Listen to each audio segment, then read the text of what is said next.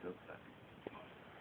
J'ai dû aller chercher ce bouquin quand j'ai commencé à Saint-Louis des études de sciences économiques.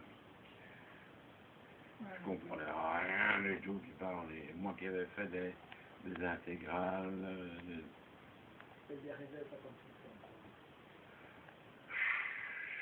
calcul différentiel, calcul intégral, je sais plus maintenant. C'est encore en faire ça? C'était pas obligatoire. Dans la programmation, avec la formule du papier, quoi. Mais non, c'est-à-dire que c'est une théorie. Qui est pour tout, quoi. Qui est pour tout.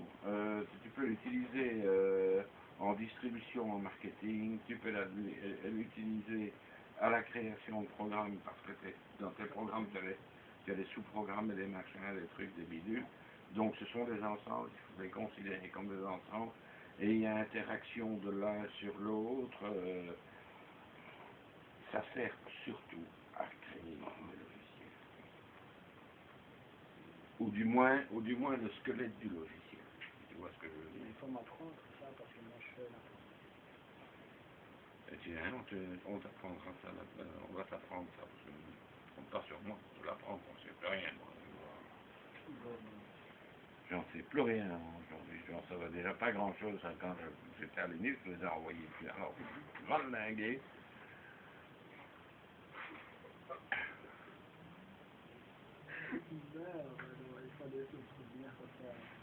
J'ai eu ce bouquin pendant des années, puis je l'ai refilé à une de mes sœurs qui était là, dans le mouvement.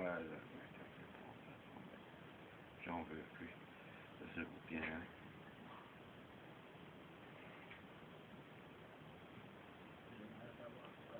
Cherche sur Internet la formule du papier. Mais non, tu ne trouveras pas la formule du papier. Ce sont des formules, c'est une méthode d'appréhender la mathématique. Ce qu'on appelle la mathématique et pas les mathématiques. C'est une méthode.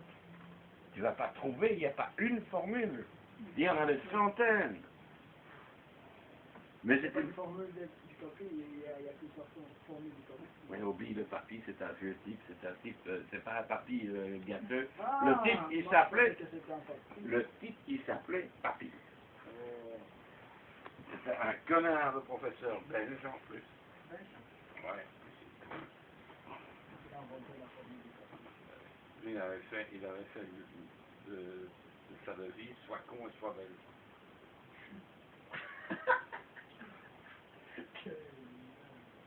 Non, c'est une façon d'appréhender tout le système mathématique. C'est-à-dire que à ce moment-là, si tu comprends la théorie des ensembles, tu oublies.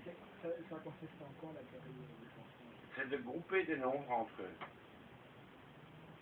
et de les faire interagir entre eux.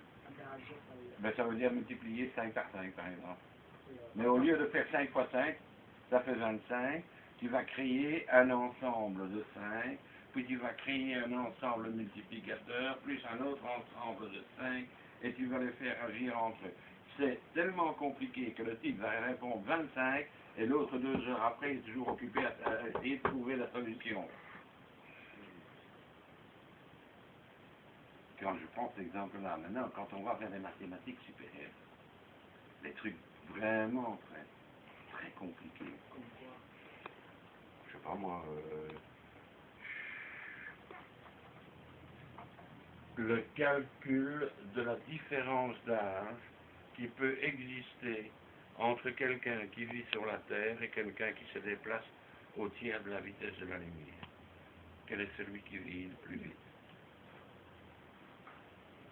Et la réponse est laquelle? Et la réponse, personne ne la connaît encore aujourd'hui.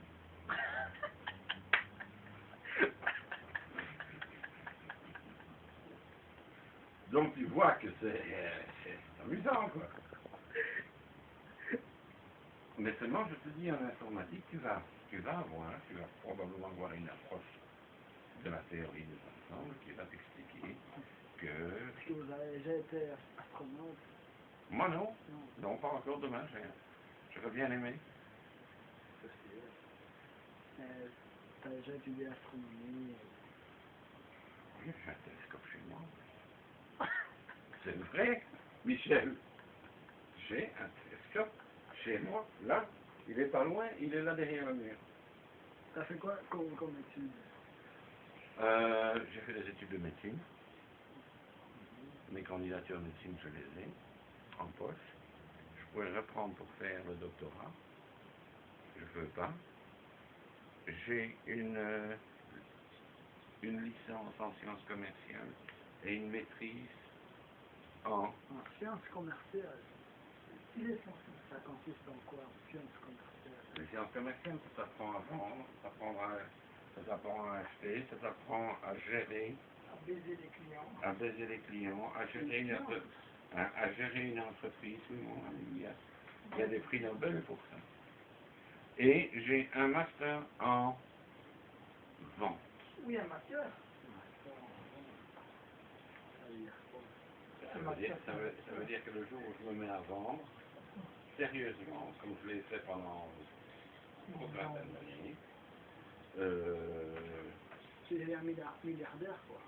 non. Non. J'ai une question.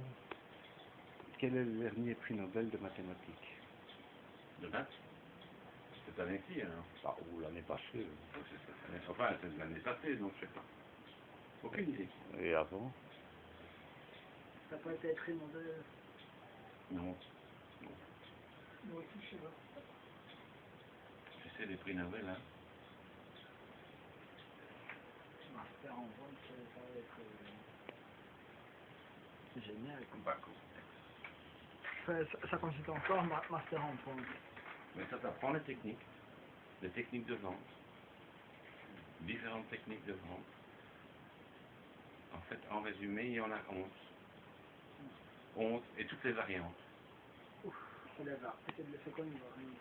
Mais c'est une technique et on fait un petit changement, un petit truc. Et alors tu arrives à... On va arriver 11 fois 11, à peu près. Ça fait combien 11 fois 11? 121. 121. 121 techniques, 121 techniques. 10 fois 12. 144. Continue, 13 fois 13. Non,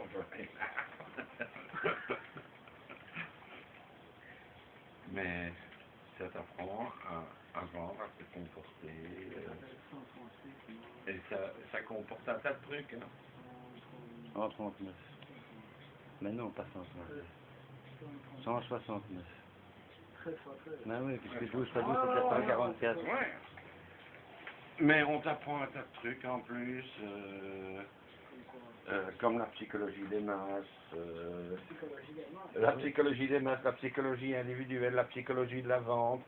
Mais c'est quoi la psychologie des masses? Ben, c'est ça, la psychologie des masses. C'est la psychologie des masses, c'est-à-dire que tu ne t'adresses pas à un seul individu comme tu t'adresses à 200 personnes. Ouf, tu les arnaques, quoi. Non. C'est la psychologie des masses. Si je veux avoir l'attention de 200 personnes, je suis obligé de parler différemment que je ne parle à toi pour l'instant. Et comment tu parlais à moi si moi j'étais 100 000 personnes? Mais tu es dans la masse, tu ne comptes plus. Tu comptes pour un dans le tas. Je ne te regarde même pas. Je regarde tout le monde d'un seul coup. Bah, imagine qu'il y a beaucoup de monde. Ah ouais, le propos nous a dit ça. Et je parle à tout le monde. Ouais. Je ne parle pas à un individu. Je parle à tout le monde. Et à un certain moment, si j'ai un emmerdeur dans la salle, je vais le regarder, je vais lui parler à lui. Ouais, mais je vais prendre la masse à témoin et je vais retourner comme il fait. Et le type, il s'en va la queue entre les jambes. Hein. Non, j'aimerais pas être à sa place. Non, il vaut mieux pas. Imagine si moi j'étais à ta place. Tu parles à qui en fait? Et alors, à Genève, j'ai subi quelques petites expériences. C'est très marrant. Tu as déjà voyagé où dans le monde entier? Bon, bah, je suis allé à Genève. En Égypte? Non. Moi, je fais rien en France. La France, l'Italie, l'Espagne, les Pays-Bas, l'Allemagne, la Suisse, pas l'Autriche, hélas. Mais les États-Unis, l'Amérique centrale, à Belize. tout petit État, le seul État anglo-saxon dans toute l'Amérique centrale et du Sud. Les États-Unis, ça a été la Louisiane, l'Orléans, et puis bon, il n'y a que la côte ouest que je ne connais pas. La côte est, oui, je connais. C'est bien, c'est bien. Ouais. La côte est, c'est Miami, mais moi je ne connais pas la côte ouest, donc la Californie, je ne connais pas. Washington. Quoi? C'est un temps?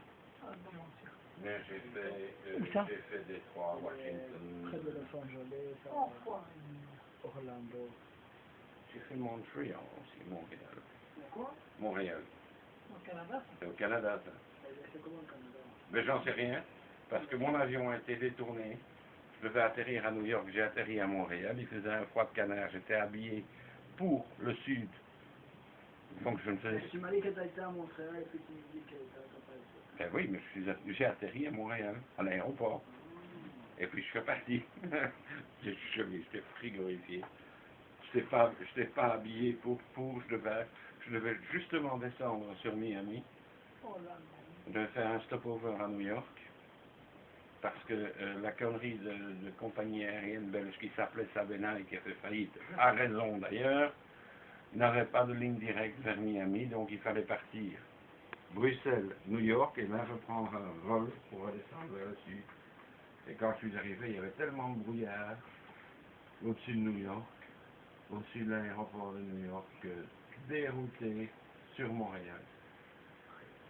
Et à l'époque, il n'y avait pas de satellite dans les aéroports.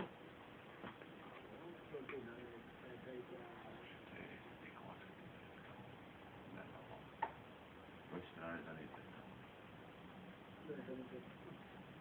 Donc, les années 70, il a dû y avoir des satellites. Mais, c'était qu'un satellite dans un aéroport? Les radars et tout. C'est quoi le satellite dans un aéroport? C'est la rampe qui vient se coller à l'avion et tu débarques sans descendre sur le tarmac. C'est quoi les tarmacs? C'est le sol de l'aéroport, c'est le sol de la piste d'atterrissage, ok?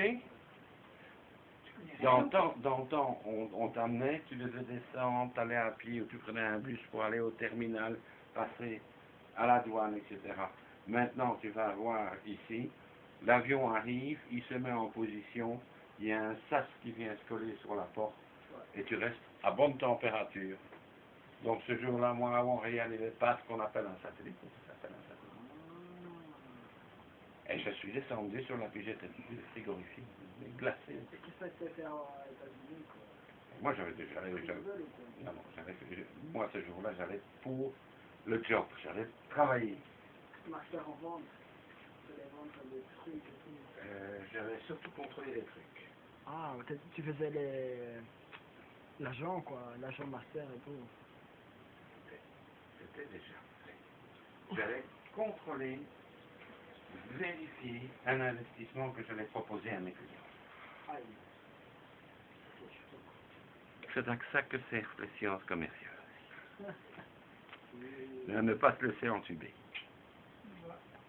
Par les requins de la finance. Tu vois ce que je veux dire. Hein? Et crois-moi, j'en ai connu quelques-uns. Mais à part des matières en vente, t'as dit quoi,